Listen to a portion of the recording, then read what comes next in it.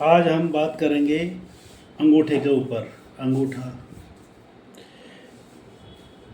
वैसे सभी उंगलियां महत्वपूर्ण है, अंगूठा इनमें सबसे ज़्यादा महत्वपूर्ण है। जब हम कोई काम करते हैं तो बिना अंगूठे के सहायता के कोई काम नहीं कर सकते। अंगूठे की आवश्यकता तो पड़ती ही पड़ती है। उंगलियों के साथ साथ लिखने का काम हो तो अंगूठा उसमें शामिल होगा। कोई सामान पकड़ना है, कुछ खाना है, कुछ भी है, सब उंगलियों के साथ अंगूठा शामिल होता है और अंगूठा बहुत महत्वपूर्ण है। अंगूठा जो है व्यक्ति की जो है हर चीज़ को बताया जा सकता है अंगूठे के माध्यम से। तो व्यक्ति जो है अंगूठे से ये जान सकता है कि व्यक्ति का स्वभाव कैसा है और व्यक्ति हठी तो नहीं है, जीवन में कितनी तरक्की करेगा, और ये सब वगैरह वगैरह कई बातें हैं जो अंगूठे से जान सकते हैं हम। वैसे देखा जाए तो अंगूठे के दो मुख्य भेद माने गए हैं। अंगूठे के यहाँ पे आपको जो फोटो में दिखाई दे रहा है, ऊर्ध्व भाग, मध्य भाग, अधो भाग, ये तीन भागों में विभाजित होता है अंगूठा। लेकिन अंगूठे के मुख्य दो भेद माने गए हैं। सीधा, पहला सीधा और सुदृढ़, यानी कि सीधा और सुदृढ़ अंगूठा, और दूसरा होता है कोमल और झुका हुआ। जैसे हम अंगूठे को सीधा खड़ा करेंगे तो झुकेगा, और सीधे सुदृढ़ अंगूठे वाले व्यक्ति जो होते हैं ना, वो अधिक हठी, मतलब उनका स्वभाव जो होता है हठपूर्वक होता है कि वो किसी बात पे अड़ गए तो अड़ गए। हठी व्यक्ति होते हैं और स्वेच्छाधारी होते हैं। और जबकि जिनका अंगूठा कोमल और झुका हुआ होता है, यानी कि हल्का सा गोलाई में लिया हुआ होता है, व्यक्ति जब अंगूठे को अब सामने करके देखकर उसकी तरफ जो झुका हुआ होता है, तो ऐसा व्यक्ति जो है वो जो उसमें जो है ना, झुके हुए वाले व्यक्ति में वो कोमल स्वभाव का व्यक्ति होता है और अस्थिर स्वभाव भी पाए जाते हैं उसमें। उनको वो अगर नाराज़ भी हो जाए तो उनको कोई मनाए तो मान भी जाते हैं जल्दी। ऐसी कोई बात नहीं है कि वो हट करके पकड़ गए तो मानेंगे ही नहीं। एक तरह से कोमल स्वभाव के भी होते हैं, वो मान जाया करते हैं। और जिनका सीधा अंगूठा होता है तो वो अपना जो है डिसीज़न लेने में अच्छे होते हैं वैसे तो, लेकिन वो हठी ज़रूर होते हैं। तो अंगूठे के दो प्रकार हैं इस प्रकार से। और अंगूठे के जैसे अब तीन विभाग जो नज़र आ रहे हैं आपको, तीन भाग जो नज़र आ रहे हैं अंगूठे के, और इनमें से जो है ऊर्ध्व भाग से जातक की इच्छा शक्ति को हम जान सकते हैं। ऊर्ध्व भाग से इच्छा शक्ति उसमें कितनी है, कितनी प्रबल इच्छा शक्ति है, ये जान सकते हैं। मध्य भाग से विचार शक्ति का प्रयोग, वो विचार करते हैं, विचार शक्ति का हम जान सकते हैं कि व्यक्ति की विचार शक्ति कितनी है, क्या है। और निम्न भाग से, जो निम्न भाग है नीचे वाला अधो भाग है, उससे जो है ना हम जान सकते हैं कि प्रेम शक्ति के संबंध में विचार किया जाता है अधो भाग से। अंगूठे का जो ऊर्ध्व भाग है इच्छा शक्ति का केंद्र तो होता ही है, और ये जो है यदि नोकदार हो या वर्गाकार हो तो शुभ नहीं माना जाता। ये भाग यदि मध्य की अपेक्षा अधिक बड़ा हो, मध्य भाग की अपेक्षा अधिक बड़ा हो, तो ऐसा व्यक्ति जो है ना स्वेच्छाधारी, हठी, निर्दयी, झगड़ा करने वाला होता है और उसको अक्सर छोटी छोटी बातों में गुस्सा भी आ जाया करता है। यदि छोटा हो तो यही भाग अगर छोटा हो तो उसमें विचार शक्ति निर्बल होती है, यानी कि विचार शक्ति उसमें कम होती है। विचार शक्ति में उसकी विचार शक्ति कहने का मतलब उस ताकत नहीं होती और उसे अपने सामर्थ्य पे भी भरोसा नहीं होता, अपने आप यानी कि अपने आप पे खुद पे भी उसको भरोसा नहीं होता। ऐसे व्यक्ति को उर्दू भाग जितना ये समझ लो जितना अधिक मोटा हो और या तो संकुचित होगा, तो ऐसा व्यक्ति जो है स्वभाव में उतनी ही अधिक अस्थिरता एवं चंचलता पाई जाती है। मतलब वो अस्थिरता का मतलब तो आप समझ ही गए होंगे कि वो अस्थिर यानी कि एक प्रकार से टिकाऊ नहीं, चंचलता भी पाई जाती है। उर्दू भाग के मध्य भाग के बराबर हो, उर्दू भाग और मध्य भाग अगर ये दोनों बराबर हों तो वह सुंदर होना शुभ रहता है। अंगूठे का जो मध्य भाग उर्दू भाग के बराबर हो तो जातक की इच्छा शक्ति और उसके विचार की शक्ति का संतुलन दोनों ही बना रहता है, आपस में सामंजस्य बना रहता है उनमें, जिसके फलस्वरूप उसे प्रेम तथा जीवन में अन्य सभी क्षेत्रों में भी उसको सफलता ही हाथ लगती है और सफलता ही प्राप्त होती है। यदि मध्य भाग अधिक बड़ा हो तो विचार शक्ति की अधिकता के कारण व्यक्ति की इच्छा शक्ति में रुकावट आती है। इसको आप समझिए कि जैसे मध्य भाग अधिक बड़ा हो तो विचार शक्ति अधिकता के कारण से उसमें विचार शक्ति अधिक आएगी, लेकिन उसके कामों में वही विचार शक्ति रुकावट का ही काम करेगी। एक प्रकार से वो ये देखा जाएगा कि सही मायने में डिसीजन नहीं ले पाता, या तो वो निश्चय ही पहुंच ही नहीं पाता, डिसीजन तो वह सही नहीं ले पाता, इसलिए अपने टारगेट पे वो पहुंच ही नहीं पाता जो उसको करना है। यदि पहुंच भी जाए तो वो कार्य को करने में विलम्ब कर देता है, बहुत देर कर देता है और उस काम का फिर महत्व ही समाप्त हो जाता है, ख़त्म हो जाता है उस काम का महत्व। तो अंगूठे का निम्न भाग पूर्वोत्तर भाग दोनों भागों से, यानी कि अंगूठे का निम्न सबसे नीचे वाला भाग और दोनों ऊपर के दोनों भागों की अपेक्षा छोटा होता है, वो छोटा ही होता है वैसे, और ये शुक्र क्षेत्र के अंतर्गत आता है। ये जो हमारा अंगूठे का जो जड़ है उसके नीचे जो है शुक्र पर्वत है, इसीलिए शुक्र पर्वत के क्षेत्र में भी आ जाता है। यदि ये भाग सामान्य आकार का हो तो जातक उत्कृष्ट प्रेमी होता है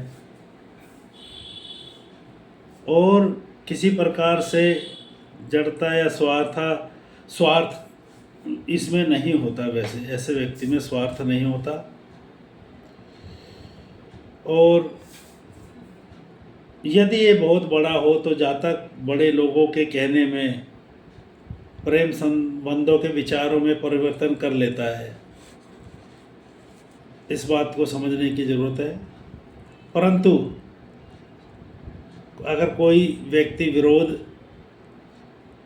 विरोध की कोई चिंता नहीं करता, मतलब ये किसी और के विरोध की कोई चिंता भी नहीं करता, ऐसा व्यक्ति निम्न भाग बहुत छोटा हो तो सर्वदा लुप्त हो जाता है, तो जातक स्वार्थी होता है। यानी कि ये जो सबसे छोटा वाला भाग है बहुत छोटा हो या ना के बराबर हो तो ऐसा व्यक्ति स्वार्थी, हृदयहीन तथा प्रेम में शून्य होता है, प्रेम में वो कामयाबी नहीं होता और ऐसे व्यक्ति प्राय गंभीर रहा करते हैं।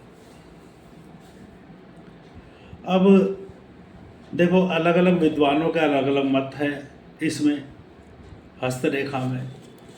तो उनके अनुसार तो बस ये है कि पहली बात तो ये है कि उन्नत और मासाल, मतलब कि कुछ अंगूठे आपने देखे होंगे कि वो उनमें ठीक ठाक मासाल है, भरे हुए हैं, अच्छे हैं। कुछ जो है उनमें मांस की कमी होती है और अंदर साइड से पतले नज़र आते हैं, अंगूठे की तरफ से मोटे नज़र आते हैं। इस प्रकार से कई प्रकार के तो अंगूठे होते हैं। वैसे मैंने उनका वर्णन तो मैं इसमें नहीं कर रहा, लेकिन आपको मैं इतना बता दूं कि उन्नत मासाल और गोल अंगूठा बहुत अच्छा भोगदायक होता है। यानी कि वो ऐसे व्यक्ति के पास किसी चीज़ की कोई कमी नहीं रहती। भौतिक सामान, भौतिक जो है वस्तु है, उनकी कोई कमी नहीं रहती, पैसे की कमी नहीं रहती ऐसे व्यक्ति की। और नंबर 2, टेढ़ा छोटा चपटा, टेढ़ा हो, छोटा हो या चपटा हो, अंगूठा जो है सुख सौभाग्य का नाश कर देता है। ऐसा जैसे टेढ़ा अंगूठा है, छोटा है, चपटा है, तो उसको ज़्यादा सुख सौभाग्य प्राप्त हो ही नहीं पाता। वो निम्न, मतलब एक साधारण सा व्यक्ति का ही जीवन वो भोगता है ऐसा व्यक्ति। चौड़े और फैले हुए अंगूठे, चौड़ा और फैले हुए अंगूठे वाला व्यक्ति स्त्रीहीन होता है। सीधा, गोल और नख वाला और कोमल अंगूठा शुभ फलदायक होता है। लंबे अंगूठे वाले स्त्री, जिन स्त्रियों का अंगूठा लंबा होता है वो स्त्री के लिए ही, लंबे अंगूठे वाली स्त्री भाग्यहीन होती है। और चौड़े और फैले हुए अंगूठे वाली स्त्री जो होती है वो विधवा हो जाया करती है। चौड़े और फैले हुए अंगूठे वाली स्त्री विधवा हो जाया करती है। अब इसमें जो है, यदि अंगूठे का अनुभाग तर्जनी उंगली के द्वितीय पर्व को स्पर्श करता हो,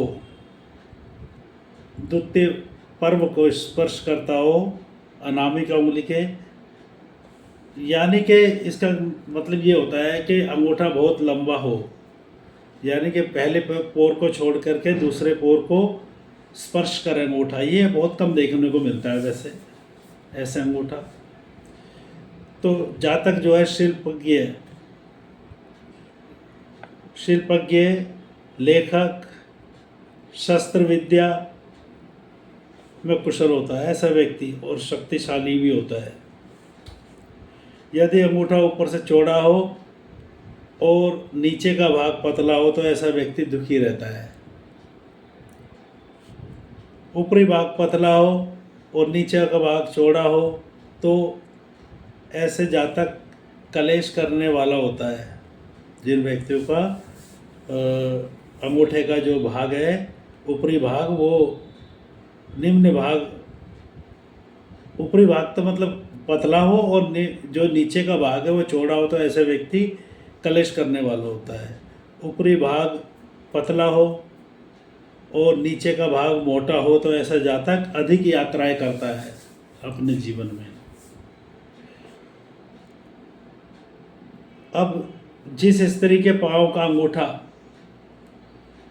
अंगूठे की बात करेंगे हम यहाँ पे, जिस स्त्री के पाँव का अंगूठा गोल, पूर्ण रूप से गोल हो, वह पतिव्रता होती है, पतिव्रता होगी वो स्त्री। जिसके पाँव का अंगूठा सामान्य गोल हो, वह विधवा या पति की हत्यारिणी होती है ऐसी स्त्री।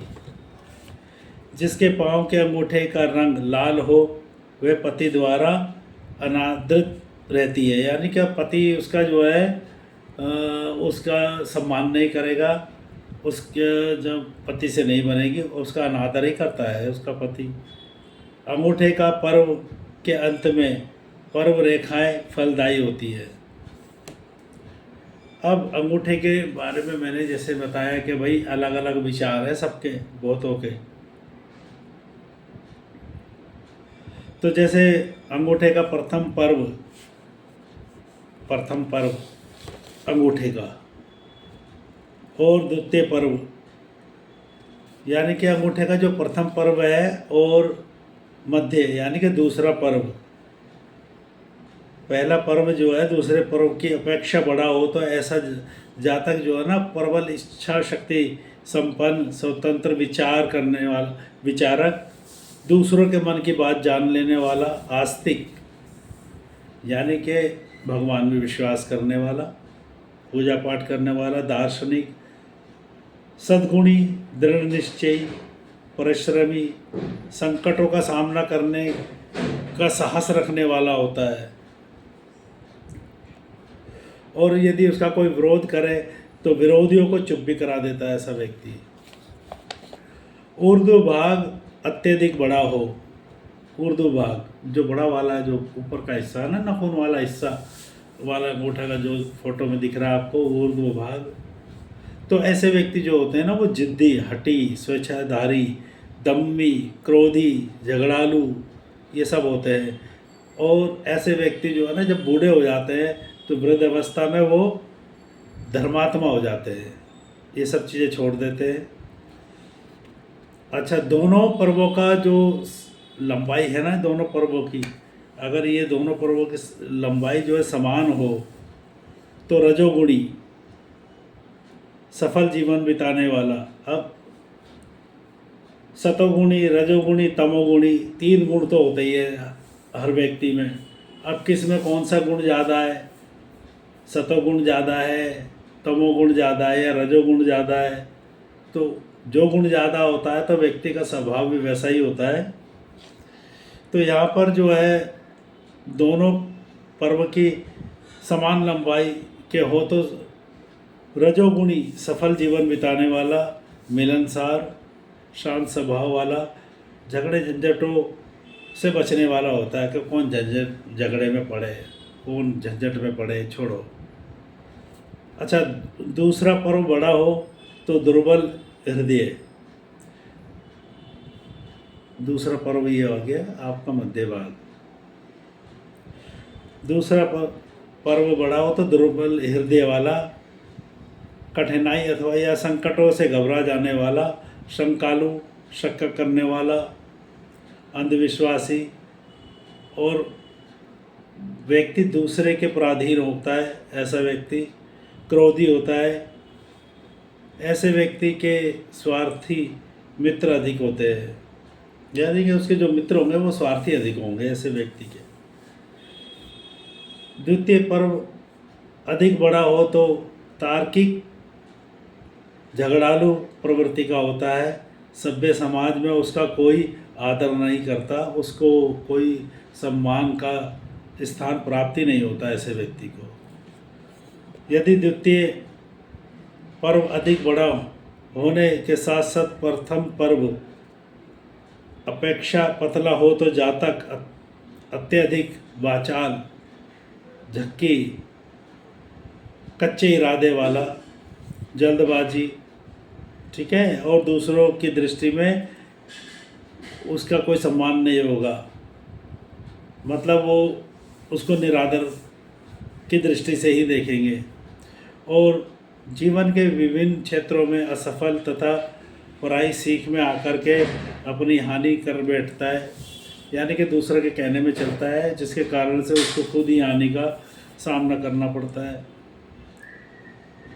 और यदि द्वितीय पर्व अधिक बड़ा हो, यानी कि द्वितीय पर्व अधिक बड़ा होने के साथ साथ अधिक मोटा भी हो और उसके कारण अंगूठा पीछे की ओर अधिक न झुकता हो, तो ऐसा व्यक्ति बुद्धिमान, गंभीर, अपने समय के अनुसार विचारों में परिवर्तन करने वाला, समय को देख कर के चलने वाला, उसी के अनुकूल ढलने वाला होता है, स्वतंत्र विचारक होता है और प्रत्येक क्षेत्र में सफलता भी प्राप्त कर लेता है ऐसा व्यक्ति।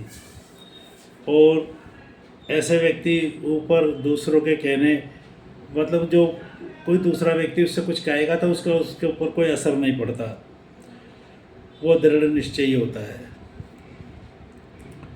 यदि अंगूठे के दोनों पर्व, मैं इसमें बता रहा हूँ कि अंगूठे के दोनों पर्व लंबाई, चौड़ाई और मोटाई एक समान हो तो आत्मविश्वासी, शांति, दृढ़ निश्चय, दूरदर्शी, उसकी बुद्धि बहुत तेज होती है, आत्मसम्मानी और सोच समझ के काम करने वाला होता है, अशांति से दूर रहने वाला होता है, और निंदा, वो किसी की सुनकर निंदा, शांति भंग नहीं करते ऐसे व्यक्ति, और ना ही वो किसी को धोखा देते हैं ऐसे व्यक्ति। यदि दूसरा पर्व बहुत अधिक मोटा हो, दूसरे पर्व की बात है ये, यदि दूसरा पर्व बहुत अधिक मोटा होता है ऐसा व्यक्ति भीरू, भीरू का मतलब है डरपोक, डरपोक प्रवृत्ति का, परिश्रमी तो होगा लेकिन वो जैसे लड़ाई झगड़ा हो जाए, कुछ हो जाए तो बड़ा जल्दी डर जाता है। भीरू वो परिश्रमी होता है वैसे तो, एवं भला बुरा सोचे बिना कार्य करने वाला होगा, जिसके कारण से उसको असफलता मिलेगी और पछताना भी पड़ता है। बिना सोचे जो काम करेगा उसके कारण से इसको ये सब झेलना पड़ेगा। यदि दूसरा पर्व अधिक मोटा हो, ये आप दूसरे पर्व की है, यदि दूसरा पर्व अधिक मोटा होने के साथ साथ पहले पर्व ही मोटा और सुदृढ़ हो तो जातक को धन कमाने के लिए उधर उधर भटकना पड़ता है, उसमें निराशा की भावना अधिक पाई जाती है, लेकिन फिर भी वो कहीं ना कहीं सफल तो हो ही जाता है ऐसा व्यक्ति। यदि दूसरे पर्व एवं अधिक छोटा हो, दूसरा पर्व अधिक छोटा हो तथा अंगूठा पीछे की ओर झुकने वाला हो तो जातक लालची एवं दिखावटी प्रेम प्रदर्शित करने वाला होता है। उसकी बातें में कुछ सहानुभूति आपको जरूर मिलेगी या उदारपूर्ण मिलेगा, परंतु वह झूठी होगी, वह सिर्फ ऊपर ऊपर से करेगा ये सब। ये आप भली भांति किसी का अंगूठा देख करके जान भी सकते हैं। द्वितीय पर्व के अधिक छोटे और पीछे की ओर जो है मुड़ने वाला अंगूठा, मध्य भाग यदि प्रथम भाग की भांति मोटा और सुदृढ़ हो तो जातक मिथ्यावादी होने के साथ साथ उसमें क्या होता है कि परोपकार, शान शौकत की जिंदगी बिताने वाला होता है।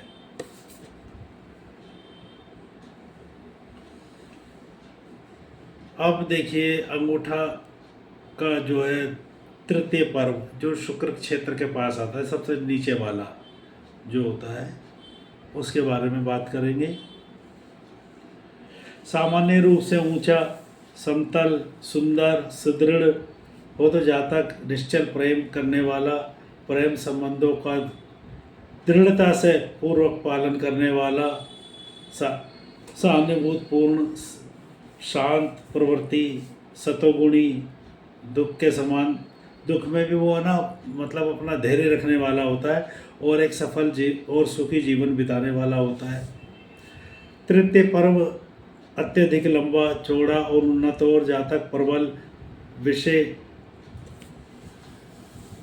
भोगी होगा और रजोगुणी, कामान तथा अपने यश, धन एवं सामान को नष्ट करने वाला होगा। उसके जीवन में अशांति ही बनी रहेगी। तृतीय पर्व अत्यधिक मोटा तथा लचीला होता है। ऐसा व्यक्ति जो होता है वो स्वार्थी, विवेक, विचार एवं हृदय में शून्यता, मतलब कि वो स्वार्थी होगा, कुछ सोच समझ के चलने वाला नहीं होगा, और हृदय में शून्यता यानी कि उसका दिल छोटा होगा,